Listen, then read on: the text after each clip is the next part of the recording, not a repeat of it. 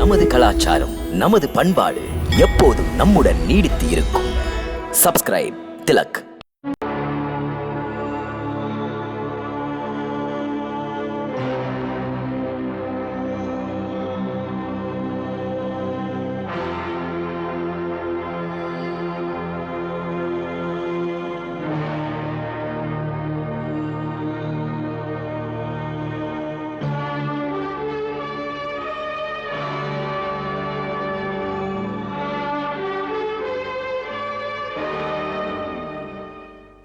நீ போகலாம். சரி மன்னா.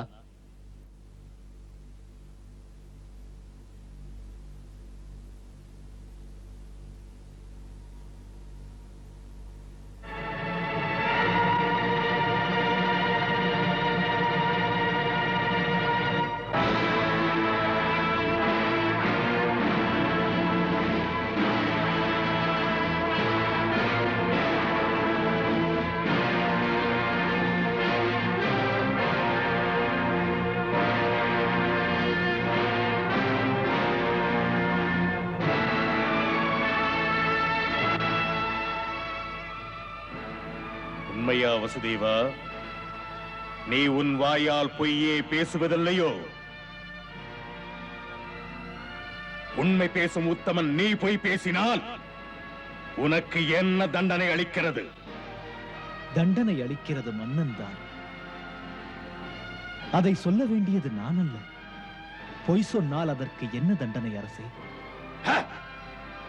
அதை நீயே கேட்டால் அதற்கு பொருள் என்ன என்று உனக்கு தெரியுமோ? நீ பொய்தான் சொல்லுகிறாய்.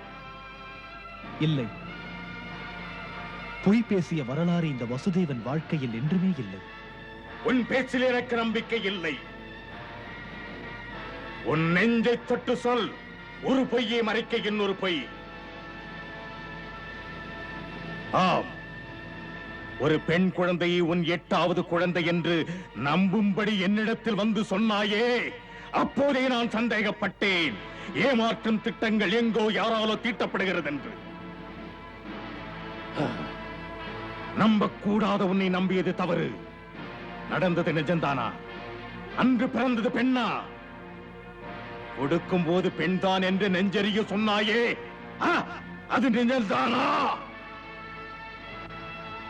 சத்தியமாக மனமறிந்துதான் பேசினாயா? ஆம்,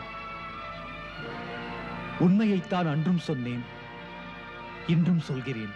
பொய்! நம்ப வைத்து கழுத்தறுக்க பார்க்கிறாய். மீண்டும் மீண்டும் பொய் சொல்லுகிறாய். அது எனக்கு தெரியாதென்று நினைத்து விடாதே.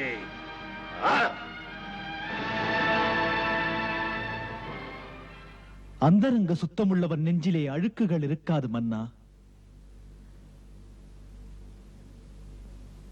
என்றும் இவன் உண்மையே பேசுவான்.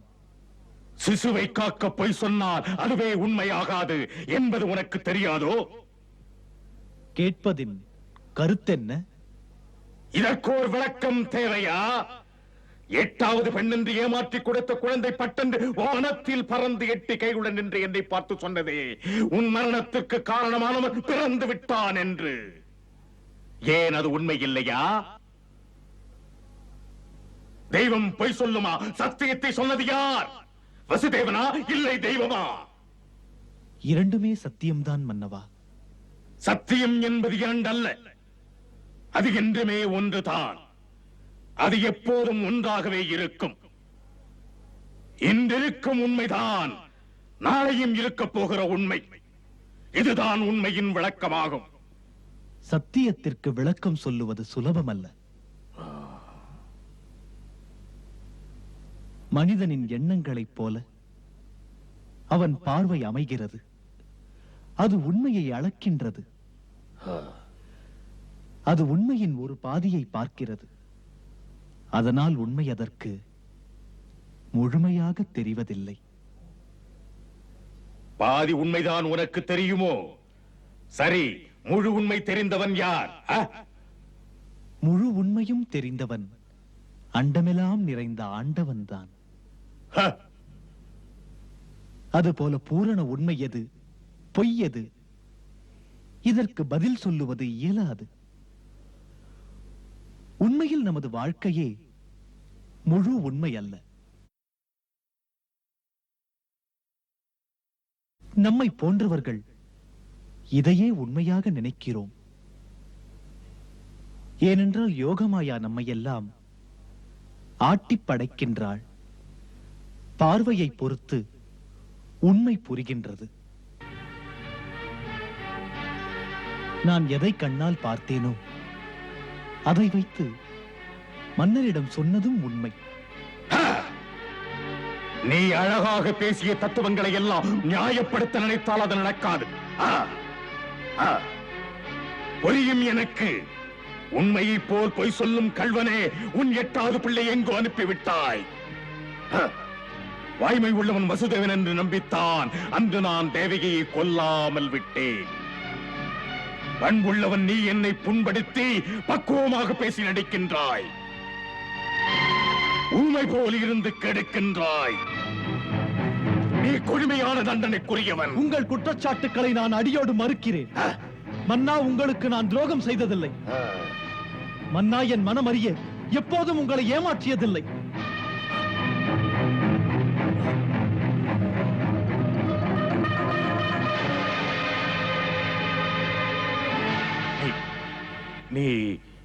நீ சொல்வதை பார்த்தால் அன்று நீ சுயநினைவில் இல்லையோ? இப்போது இருக்கிறதா? உன்னால் பேச முடியுமா? மீண்டும் என ஏமாற்ற பொய் சொன்னால் இந்த எரிமலை வெடிக்கும்.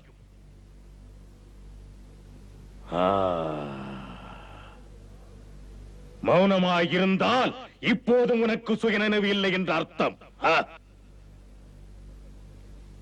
மறைக்கப்பட்ட உண்மைகளை தேவகியின் வாயால் சொல்ல வைத்து விடுவேன்.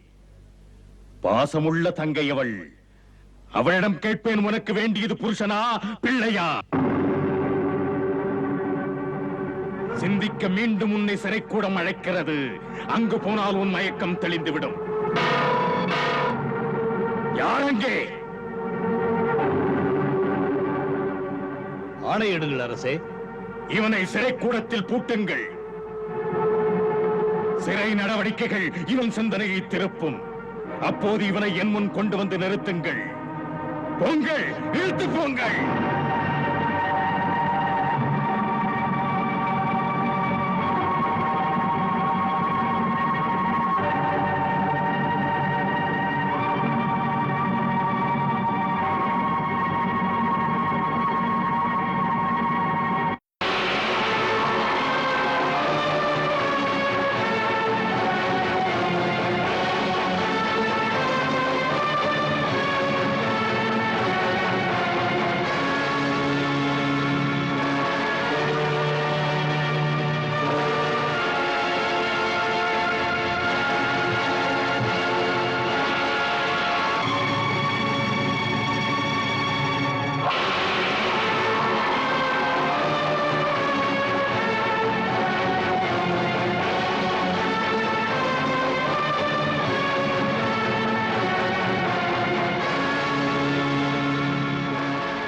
தேவகி,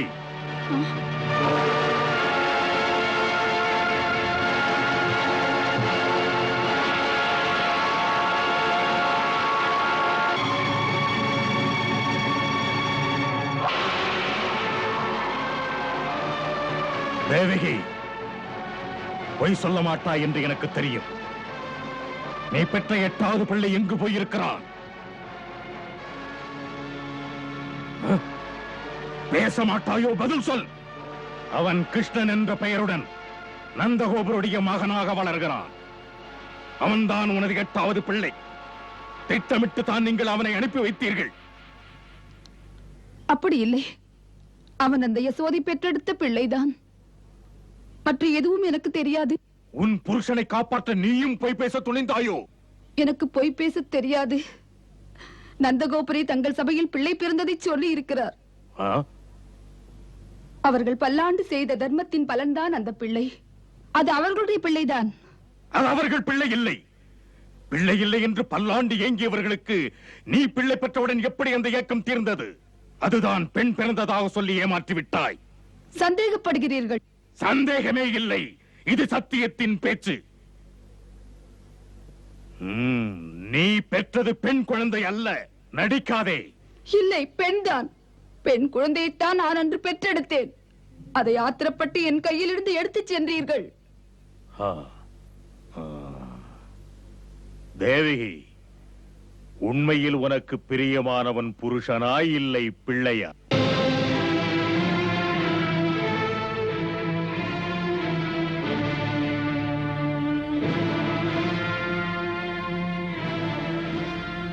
உண்மையில் உனக்கு பிரியமானவன் புருஷனாய் இல்லை பிள்ளையா?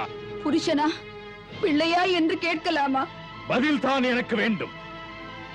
பொய்யை இன்னும் தொடருமானால் பயங்கர விளைவுகள் ஏற்படும். என் கேள்விக்கு பதில் சொல். நீ பெற்ற பிள்ளையை மறைத்து அதை எங்கோ அனுப்பிவிட்டாய். இதற்கும் பொய் சொன்னால் என் பொறுமை இழந்து உன் புருஷனை கொல்ல ஆணையிடுவேன். கோபிக்காதீர்கள், சற்று பொறுமையாக கேளுங்கள். பெற்ற குழந்தைகளையே தந்தவர், அவர் பொய் சொல்லவே மாட்டார். நான் பெற்ற குழந்தைகளை அடுக்கடுக்காக பலியிட்டீர்களே, அதை போல் என் கணவரையும் கொன்று விடாதீர்கள். கோபத்தில் என் குங்குமத்தை அழித்து விடாதீர்கள் அண்ணா. பொய்யல்ல நான் சொல்வது. ஏமாற்ற தெரியாதவள். பெண்ணைத்தான் பெற்றேன், 8வது குழந்தையாக.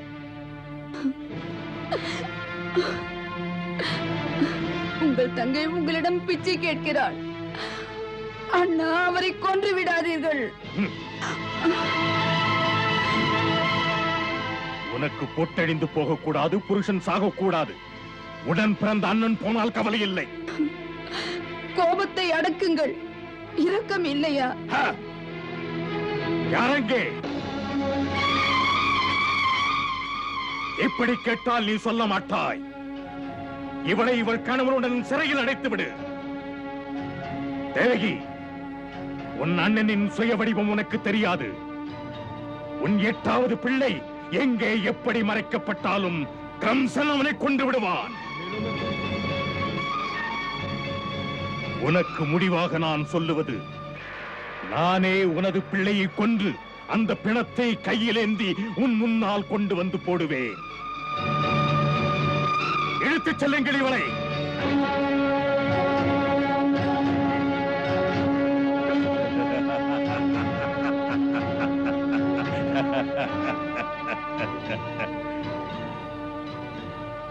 தேவகி, உனக்கு இன்னும் ஒரு வாய்ப்பு தருகிறேன். சிறைச்சாலையில் உன் கணவனிடம் பேசி உண்மையை சொல்லவை. உடனே உங்களுக்கு விடுதலை.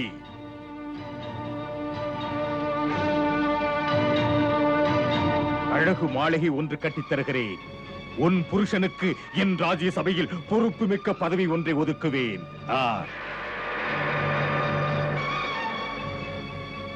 முடிவெடுக்க 1 மாதம் தவணை தருகிறேன். உண்மையை சொல்லாவிட்டால் கம்சனின் வாழ் கடும் பசி தீர சீறி சினந்து சீவிவிடும் உங்கள் தலைகளை. இழுத்துச் செல் இவளை, இழுத்துச் செல்.